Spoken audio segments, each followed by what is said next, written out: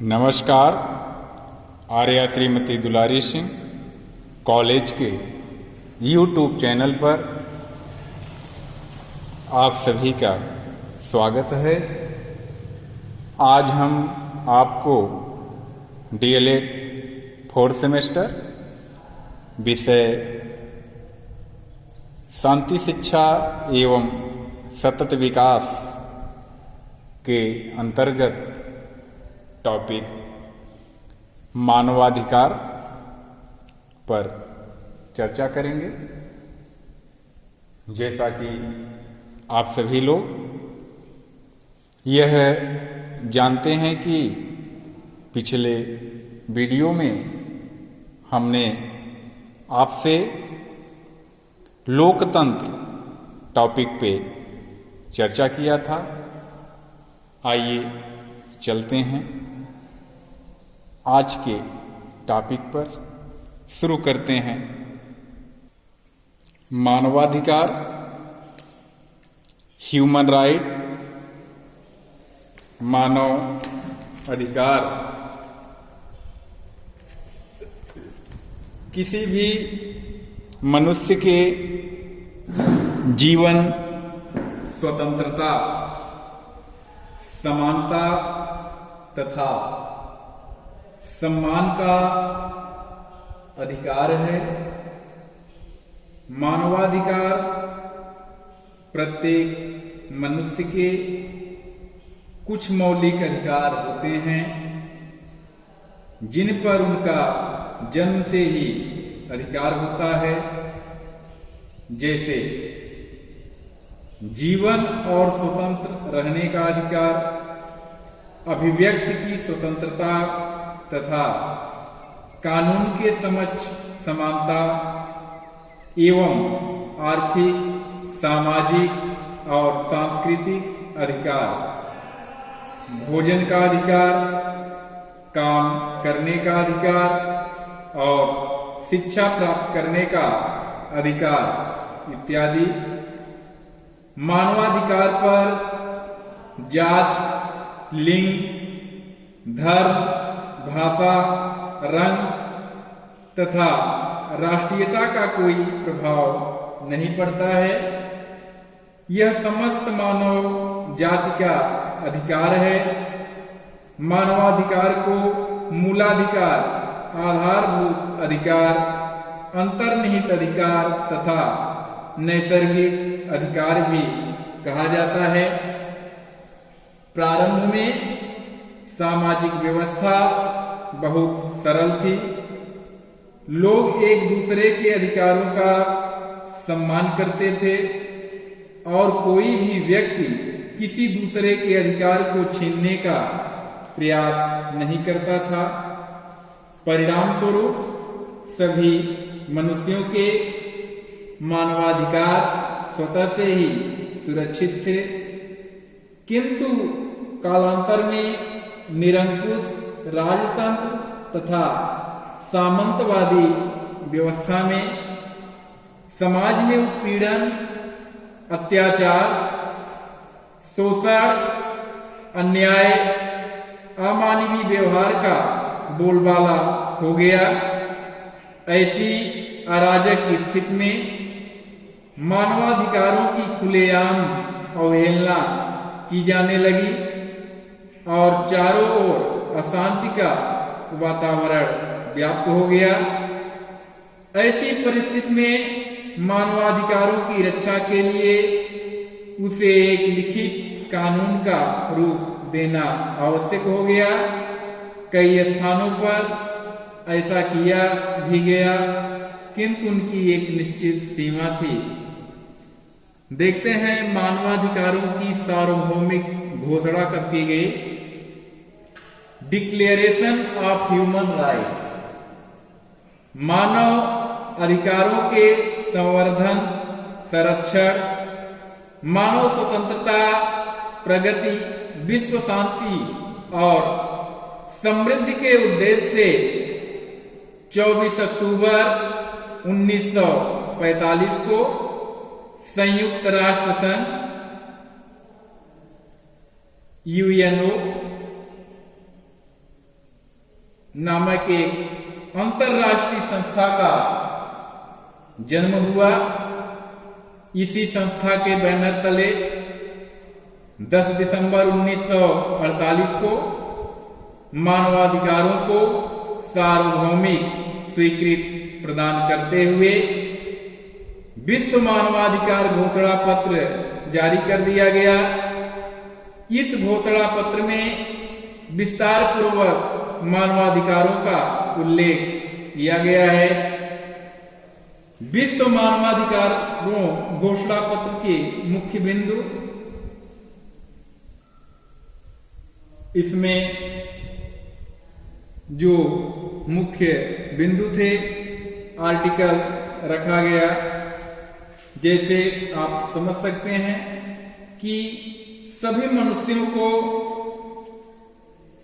गौरव और अधिकारों के मामले में जन्मजात स्वतंत्रता और समानता प्राप्त है। उन्हें बुद्धि और अंतरात्मा की देन प्राप्त है और परस्पर उन्हें भाईचारे के भाव से बर्ताव करना चाहिए। नेक्स्ट जो आर्टिकल है कि सभी को जात, वर्ग, लिंग, भाषा, धर्म, राजनीतिक अभिव्यक्ति की स्वतंत्रता प्राप्त है। कोई भी व्यक्ति स्वाधीनता और वैयक्तिक सुरक्षा का अधिकार से वंचित उसे नहीं किया जा सकता है। किसी भी गुलामी या दास्ता की हालत में किसी को भी नहीं रखा जाएगा। गुलामी प्रथा और गुलामों का व्यापार अपने सभी रूपों में निषिद्ध होगा।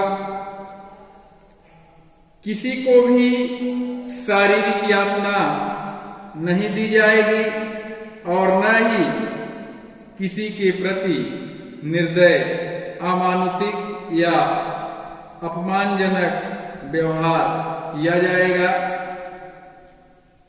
हर किसी को हर जगह कानून की निगाह में व्यक्ति के रूप में स्वीकृति प्राप्त का अधिकार है। कानून की निगाह में सभी समान हैं और सभी बिना भेदभाव के समान कानूनी सुरक्षा के अधिकारी हैं।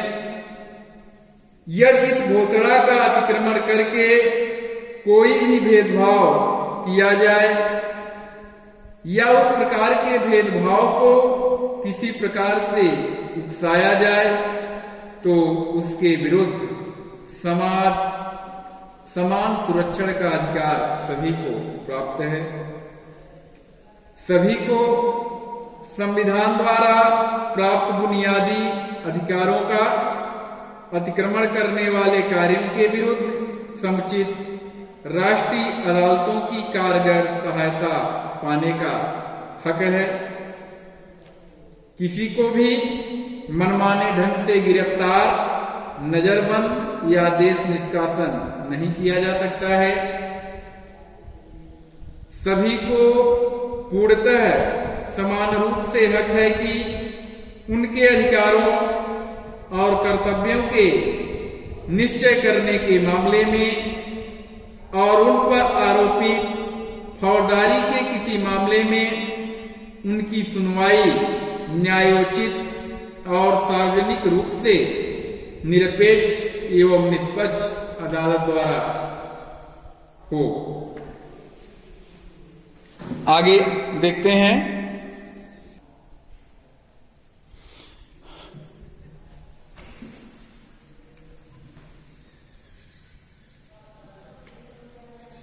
प्रत्येक व्यक्ति जिस पर दंडनीय अपराध का आरोप किया गया हो तब तक निरपराध माना जाएगा जब तक उसे ऐसी खुली अदालत में जहां उसे अपनी सफाई की सभी आवश्यक सुविधाएं प्राप्त हों, कानून के अनुसार अपराधी न सिद्ध कर दिया जाए। कोई भी व्यक्ति किसी भी ऐसे कृत्य या कृत्य अपराध के कारण उस दंडनीय अपराध का अपराधी नहीं माना जाएगा जिसे तत्कालीन प्रचलित राष्ट्रीय या अंतर्राष्ट्रीय कानून के अनुसार दंडनीय अपराध न माना जाए और न उससे अधिक भारी दंड दिया जा सकेगा जो उस समय दिया जाता है जिस समय वह दंडनीय अपराध किया गया था। किसी व्यक्ति की एकांतता, परिवार, घर या पत्र व्यवहार के प्रति कोई मनमाना हस्तक्षेप नहीं किया जाएगा, न किसी के सम्मान और ख्याति पर कोई आक्षेप हो सकेगा। ऐसे हस्तक्षेप या आक्षेपों के विरुद्ध प्रत्येक को कानूनी रक्षा का अधिकार प्राप्त है। आर्टिकल 13 प्रत्येक व्यक्ति को प्रत्येक देश की सीमाओं के अंदर स्वतंत्रता पूर्वक आने जाने और बसने का अधिकार है।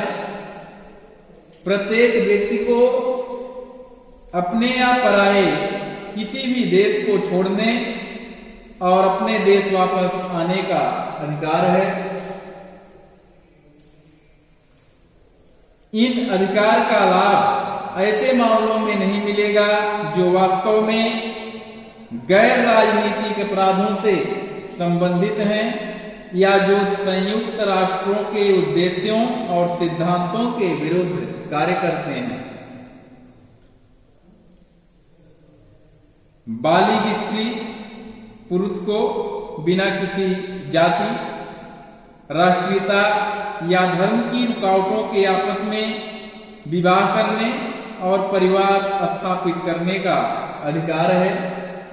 उन्हें विवाह के विषय में, वैवाहिक जीवन में तथा विवाह के बारे में समान अधिकार प्राप्त है। विवाह का इरादा रखने वाले स्त्री पुरुषों की पूर्ण और स्वतंत्र सहमति पर ही विवाह हो सकेगा। परिवार समाज की स्वाभाविक और बुनियादी सामूहिक इकाई है और उसे समाज तथा राज्य द्वारा संरक्षण पाने का अधिकार है। प्रत्येक व्यक्ति को विचार, अंतरात्मा और धर्म की आजादी का अधिकार है। इस अधिकार के अंतर्गत अपना धर्म या विश्वास बदलने और अकेले या दूसरों के साथ मिलकर तथा सार्वजनिक रूप में अथवा निजी स्तर पर अपने धर्म या विश्वास को शिक्षा, क्रिया, उपासना तथा व्यवहार के द्वारा प्रकट करने की स्वतंत्रता है। प्रत्येक व्यक्ति को विचार और उसकी अभिव्यक्ति की स्वतंत्रता का अधिकार है। इसके अंतर्गत बिना हस्तक्षेप के कोई राय रखना और किसी भी माध्यम के जरिए से तथा सीमाओं की परवाह न करके किसी की सूचना और धारणा का अन्वेषण, ग्रहण तथा प्रदान करना सम्मिलित है। प्रत्येक व्यक्ति को शांति पूर्ण सभा करने या समिति बनाने की स्वतंत्रता का अधिकार है। किसी को भी किसी संस्था का सदस्य बनने के लिए मजबूर नहीं किया जा सकता। प्रत्येक व्यक्ति को अपने देश के शासन में प्रत्यक्ष रूप से या अप्रत्यक्ष रूप से चुने गए प्रतिनिधियों के जरिए हिस्सा लेने का अधिकार है। प्रत्येक व्यक्ति को अपने देश की सरकारी नौकरियों को प्राप्त करने का अधिकार प्राप्त है। सरकार की सत्ता का आधार जनता की इच्छा होगी। इस इच्छा का प्रकटन समय समय पर चुनावों द्वारा होगा। आइए देखते हैं भारत में मानवाधिकार।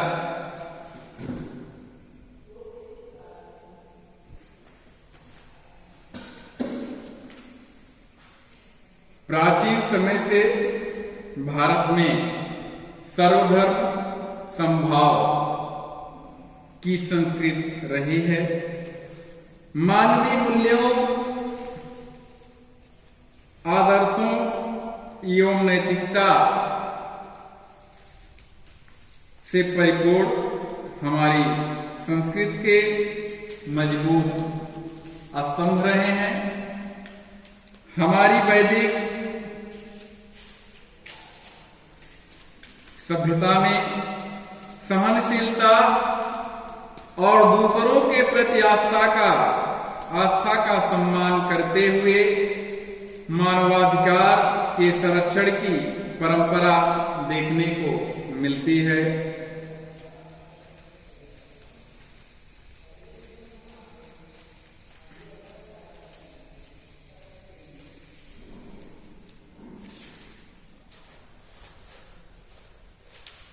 भारतीय संविधान द्वारा नागरिकों को निम्न मौलिक अधिकार प्रदान किए गए हैं। आइए देखते हैं कौन कौन से मौलिक अधिकार हैं। पहला है समानता का अधिकार।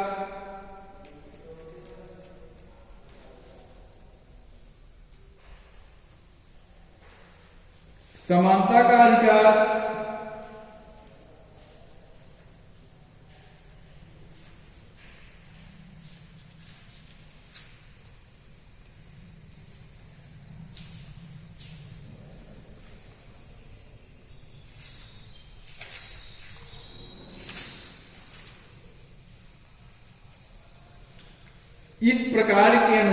इस अधिकार के अनुसार विधि के समक्ष समानता, सरकारी नौकरियों में समानता का अधिकार दिया गया है। अनुच्छेद 15 के अनुसार भेदभाव का, अनुच्छेद 17 के अनुसार अस्पृश्यता का और अनुच्छेद 18 के अनुसार शिक्षा तथा सेना संबंधी उपाधियों को छोड़कर अन्य उपाधियों का अंत कर दिया गया है। राष्ट्र की सेवा के लिए ही केवल भारत रत्न, पद्म विभूषण तथा पद्मश्री उपाधियों की व्यवस्था की गई है। स्वतंत्रता का अधिकार, इसके अंतर्गत हमारे संविधान में भाषण तथा विचारों को अभिव्यक्त करने की स्वतंत्रता दी गई है। सभा करने एवं समुदाय निर्माण की स्वतंत्रता मिली है।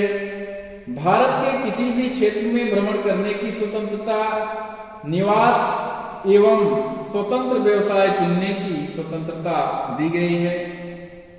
धार्मिक स्वतंत्रता का अधिकार के अंतर्गत आता है अनुच्छेद 25, 26 और 27 के अनुसार धार्मिक स्वतंत्रता का अधिकार दिया गया है।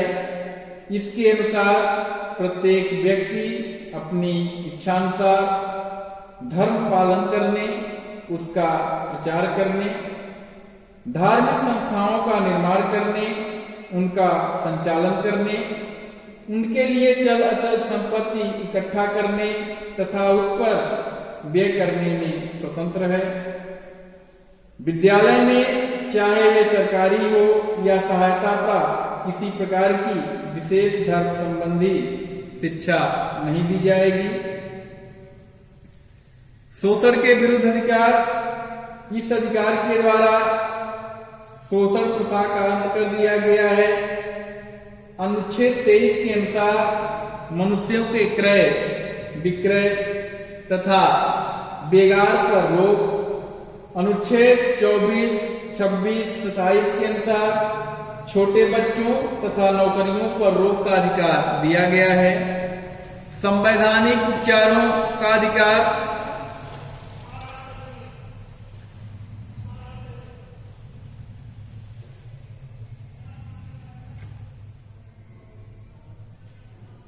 अनुच्छेद 32 के अनुसार संविधान में संवैधानिक उपचारों के अधिकारों की व्यवस्था की गई है। नागरिक अपने अधिकारों की रक्षा के लिए न्यायालय में जा सकता है। न्यायालय भी नागरिकों के मूल अधिकारों की रक्षा हेतु समय समय पर आदेश, निर्देश तथा लेख जारी कर सकता है। संस्कृत तथा शिक्षा संबंधी अधिकार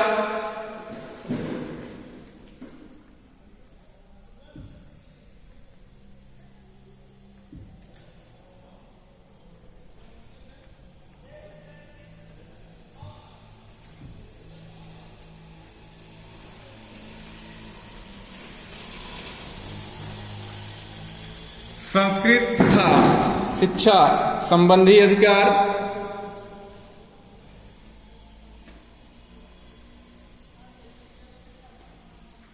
इसके अंतर्गत भारतीय संविधान के अनुच्छेद 29-30 के द्वारा भारत के सभी नागरिकों की शिक्षा तथा संस्कृत संबंधी अधिकार प्रदान किए गए हैं। भारत में प्रत्येक नागरिक को अपनी भाषा,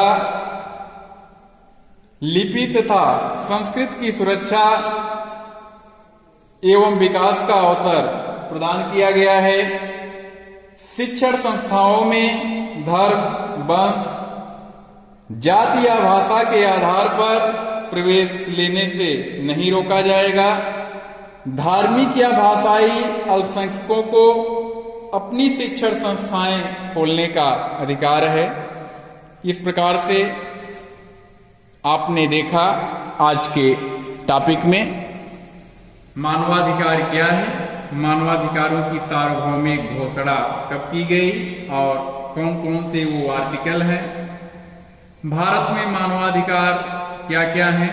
तो आज का वीडियो आज यहीं पे अब समाप्त करते हैं और आप सभी लोग इस वीडियो के द्वारा पढ़ाए गए लेक्चर का नोट्स तैयार करें।